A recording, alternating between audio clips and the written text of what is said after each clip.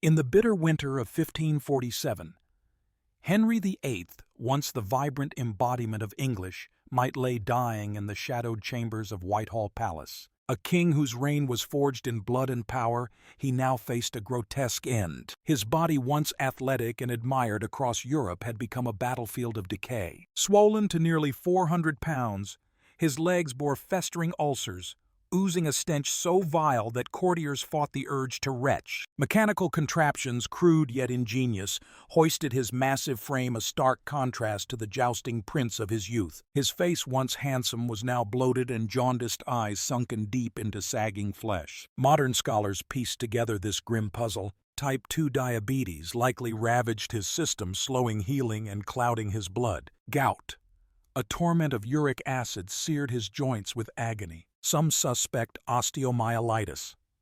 A bone infection gnawed at his legs, exposing bone through rotting tissue. Others propose McLeod syndrome, a rare genetic flaw or chronic brain trauma from youthful jousting falls, twisting both body and mind. Syphilis, once a popular theory, lacks evidence, dismissed by missing scars or neural collapse. Tudor medicine, bound by ancient Galenic ideas of humor, stood powerless. Physicians bled him, draining supposed bad blood.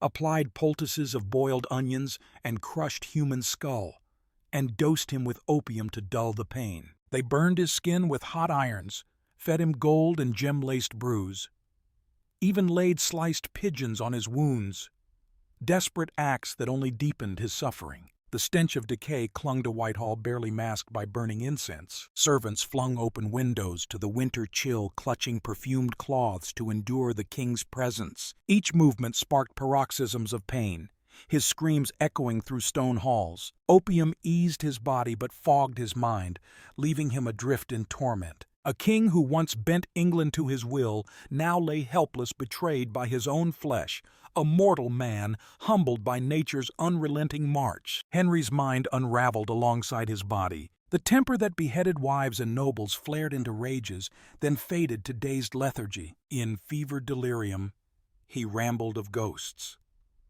Thomas More and Anne Boleyn, staring silently from his bedside. Paranoia gripped him, fueled perhaps by diabetes or brain injury, yet rooted deeper in a soul-facing judgment. He obsessed over his will, a 30-page decree naming Edward his frail 9-year-old son, then Mary, daughter of Catherine of Aragon, and Elizabeth, child of the executed Anne Boleyn, to secure his dynasty beyond the grave. Terror of divine reckoning haunted him. One day he clung to Catholic rites.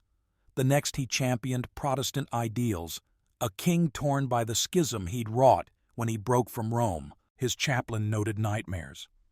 Henry waking in panic, begging forgiveness from the dead. Yet amid this chaos, a locked chest in his chamber held tender relics. A tiny portrait of Jane Seymour, the wife who bore his heir and died before his favor, waned a lock of his mother.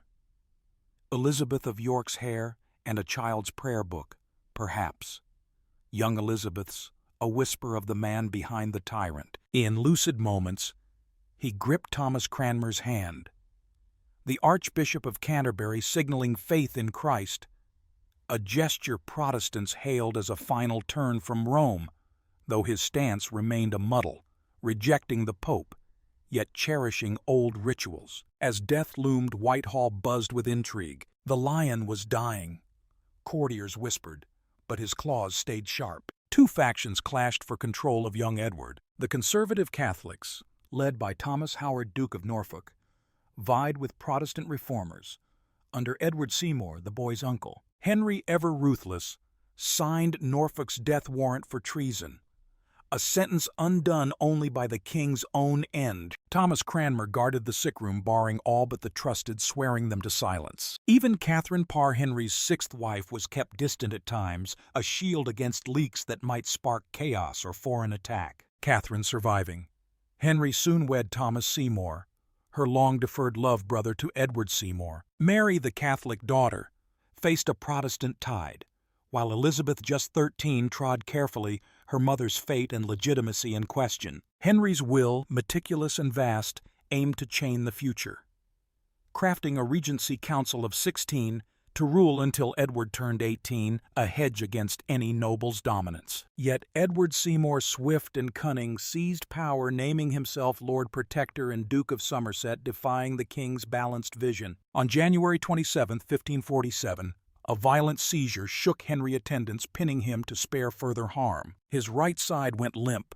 Speech faltered, clear signs of a massive stroke. Physicians, fearing disgrace or death, burned his skin, forced bitter draughts down his throat, but to no avail. Before dawn on January 28th, he slipped away, squeezing Cranmer's hand in a final act of faith. Heart failure, sepsis from festering wounds, and diabetic collapse likely claimed him, cloaked officially as natural decay. His body, a grotesque shell, rotted swiftly. Embalmers raced to stem the decay, gutting organs, stuffing cavities with herbs and preservatives, stunned by a swollen heart and diseased liver. A lead-lined coffin, twice a noble's width, was built strong to hold his bulk, needing extra bearers.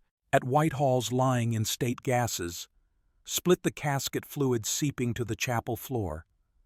A grim indignity hushed up, though whispers told of dogs licking the leak. On February 16th, a grand procession bore him to Windsor, black-draped horses, and a wax effigy of his prime masking the ruin beneath. At St. George's Chapel, he rested beside Jane Seymour, the mother of his heir, spared his wrath by an early death. The Privy Council hid his passing for 3 days until January 31st, as Edward Seymour secured forts, held secret talks, and sidelined rivals. Bells tolled at last, and Seymour ruled as Lord Protector, a smooth shift belying Henry's shattered plan. Beyond the grave, his will guided succession. His children, Edward, Mary, and Elizabeth, each reigning, shaping England through tumult until Elizabeth's death in 1603 closed the Tudor line. Economically, Henry left a hollow treasury drained by wars and palaces, a modern £200 million spent on grandeur. Coin was debased, and Seymour sold monastery lands, fanning inflation and unrest. Preachers saw his rotting legs as England's moral rot, a call for reform. Medically, his case richly logged blends old humors with new methods, cupping herbs and water cures, failing a king. Later, Victorians blamed syphilis a moral jab, while today's experts lean to diabetes, sepsis, and obesity. His waist topping 50 inches a skeleton, dug up in the 1800s showing wrecked joints. Personal traces lingered, jeweled daggers and seals beside Jane's portrait, and a child's prayer, hints of a heart beneath the horror. His widow Catherine Parr mourned, then wed Thomas Seymour. Edward, a boy king, noted his father's death, coldly guided by uncles. Mary and Elizabeth braved perils, each rising to rule. Europe mourned and schemed Francis I, grieving Charles V, eyeing weakness. Pope Paul III, praying for a soul he'd cursed. Henry's tomb, meant vast with bronze figures and a horse-riding statue, faltered. Funds, short pieces, melted later in war. His death shifted rule, Seymour leaning on counsel, paving a path from absolute will to shared power, a seed of England's constitution. His chambers at Whitehall turned eerie, Edward shunning his bed, courtiers dodging cold spots and odd sounds. Physicians fled or served on apothecaries, probed for fault. In his final hours, Henry faced death alone, despite crowds of hands. Cranmer's last rites met a faint grasp, a king equal to all in mortality. His will, his wars, his faith, split-shaped decades, Protestant books and Catholic mass claiming him. His body's fall mirrored a realm's strain, yet in terror. And relics, he touched humanity. A tyrant trembling as any man judged not by crowns but as a soul, but as